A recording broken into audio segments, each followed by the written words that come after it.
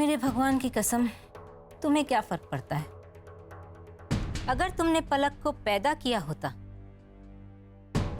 तब मैं देखती कि तुम कैसे उसे धक्का देकर अपनी मर्जी का काम करवा रही हो। बुआ जी, पलक मेरी बेटी है और उसके साथ जो भी अच्छा या बुरा हो उससे मुझे फर्क पड़ता है। जब स्टोर रूम में मैंने उसे अकेले स्पीच की प्रैक्टिस देते हुए देखा, खुद ही अपने आप को फर्स्ट प्राइज दे रही थी, वो देखा तो मुझे बहुत दर्द हुआ। गुस्सा आया अपने आप पर कि क्या एक माँ होने की खातिर मैं इतनी सी भी इच्छा उसकी पूरी नहीं कर सकती? क्या एक माँ होने के नाते मैं उसे जीत नहीं दिला सकती? मैं सच कह रही हूँ बुआ जी, पलक भी दूसरे बच्चों की तरह इस डिबेट कंपटीशन में पार्टिसिपेट करना चाहती है। वो भी चाहती है कि लोग उसके लिए तालियां बजाएं, उसकी तारीफ करें, और वो ये भी चाहती है कि वो फर्स्ट आए।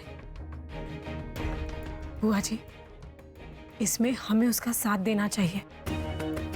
बस एक डर बैठा हुआ है उसके दिल और दिमाग पर, जो हम सबको मिलकर हमेशा हमेशा के लिए मिटा देना है। आरती जी,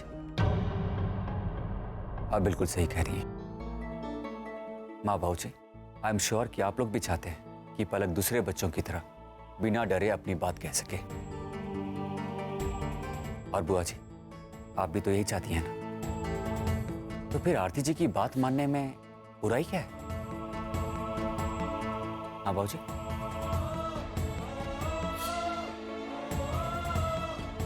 मैं सहमत हूं आरती बहू से। हमें पलक का डर दूर करने में उसकी मदद करनी चाहिए। जी बिल्कुल। अगर घर वाले ही बच्चे की हिम्मत नहीं बढ़ाएंगे तो वो इसी तरह से डरी और सहमी रहेगी, तो ये सही नहीं है। मुझे तो सिर्फ इस बात की चिंता थी कि इस जोर जबरदस्ती का बुरा असर ना पड़े बच्ची पर। मान लीजिए स्टेज पर कुछ गड़बड़ हो गई तो पलक तो बिदक जाएगी ना। उसके जन्मदिन के दिन क्या हुआ था वो याद है ना आप सबको? कितना दुखी हुई थी पलक, कितना नाराज हुई थी आरती से। आज तक आरती से बात तक नहीं करती वो, फिर वो इसकी बात भला मानेगी? पलक को कैसे मनाना है ये आप मुझ पर छोड़ दीजिए। मुझे पूरा भरोसा है कि वो मेरी बात मानेगी। बस 15 मिनट दीजिए मुझे, मैं अभी जाकर उससे बात करती हूँ। फिर बाहर आकर सबको बताऊंगी कि उसने मुझसे क्या कहा। मुझे पूरा यकीन है कि वो इस बार मुझे मना नहीं करेगी।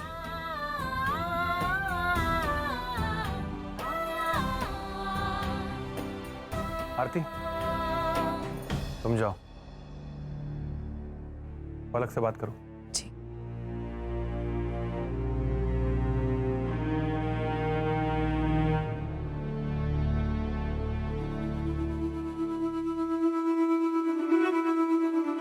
तुम्हारी सूरत से भी नफरत करती है पलक। तुम लाख सिर पटक लो, उसे नहीं मना पाओगी आरती।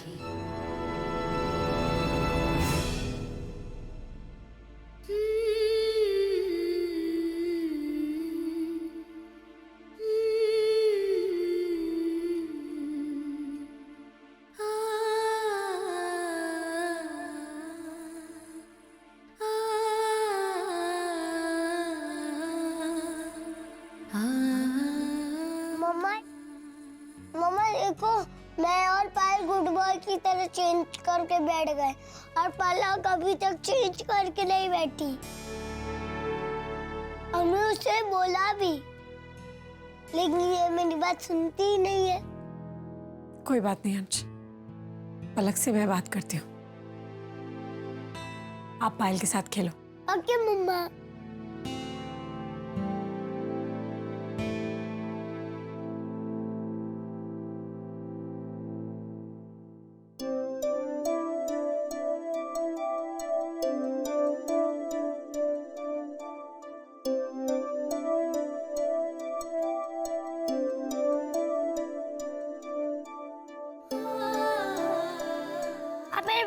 सच हुआ। ठीक है, मैं तो बस ये देख रही थी कि आपको डिबेट कंपटीशन में टॉपिक क्या मिला है। मम्मा मुझे पता है, पलक का टॉपिक है बरसात और मेरा टॉपिक है फेवरेट टीचर। थैंक यू अंश, पर अभी आप जाके खेलिए, मुझे पलक से कुछ बात करनी है। लेकिन मुझे भी आपसे बात करनी है ना, आप मुझसे बात क्यों नहीं करी? अंश, बैड मैनर्स ना, जाइए। लेकिन मम्मा। अंश,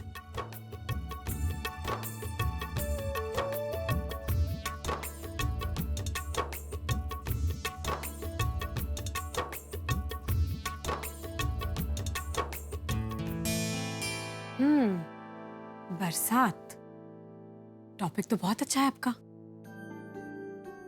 फिर आप अपने कंपटीशन में पार्टिसिपेट क्यों नहीं कर रही? डर लगता है आपको? सबके सामने स्पीच सुनाने में घबराहट होती है।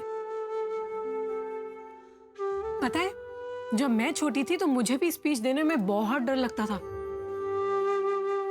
मैं तो कुछ बोल ही नहीं पाती थी, बस respected sir, madam and my friends, बस इतना बोलती थी और सब भूल जाती थी। और अगर गलती से 2-3 लाइन और भी बोल दूं तो किसी को कुछ समझ में नहीं आता था। मेरा टॉपिक है, टॉपिक भी भूल जाती थी। सच्ची? सच्ची मुच्ची।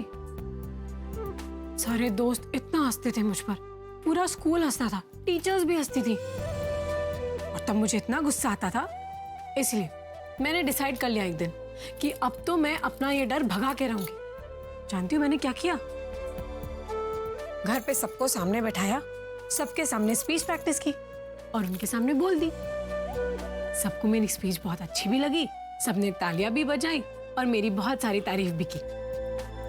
और बस फिर अगले दिन स्कूल जाके मैंने वैसे ही बेझिझक सबके सामने वैसे ही स्पीच सुना दी और सबने मेरे लिए बहुत सारी तालियां बजाई, बहुत तारीफें भी की।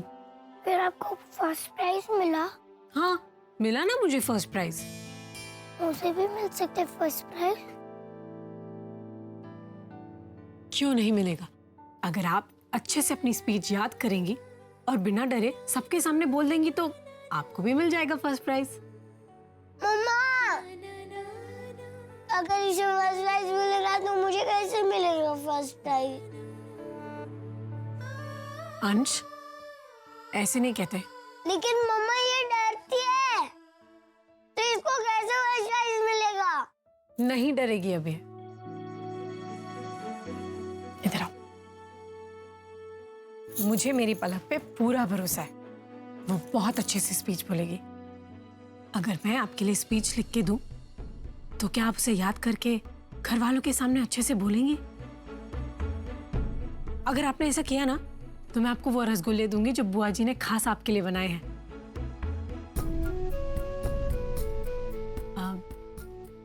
तो मैं आपके लिए स्पीच लिख दूं, आप उसे याद करके बिना डरे सबके सामने सुनाएंगी? बोलिए ना पलक।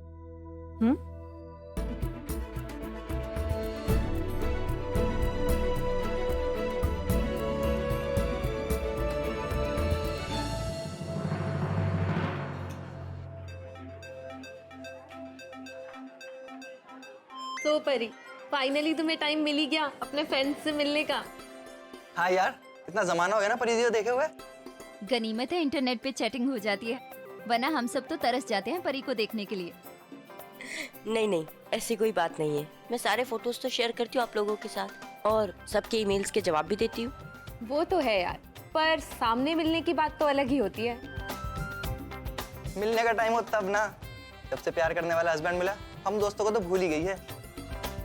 नहीं नहीं, ऐसी कोई बात नहीं है, ये आप सब लोगों को बहुत याद करती है। वेल, आप बताइए अपने बारे में, आप क्या करते हैं परी को चाहने के अलावा? हमारा वेडिंग प्लानिंग का बिजनेस है, मगर एक्टिवली इन्वॉल्व नहीं हूँ, कभी कभार काम संभाल लेता हूँ। इसका मतलब बिल्कुल फ्री हैं आप? यानी कि सारी जिम्मेदारी से एकदम दूर। ऐसा ही समझ लीजिए।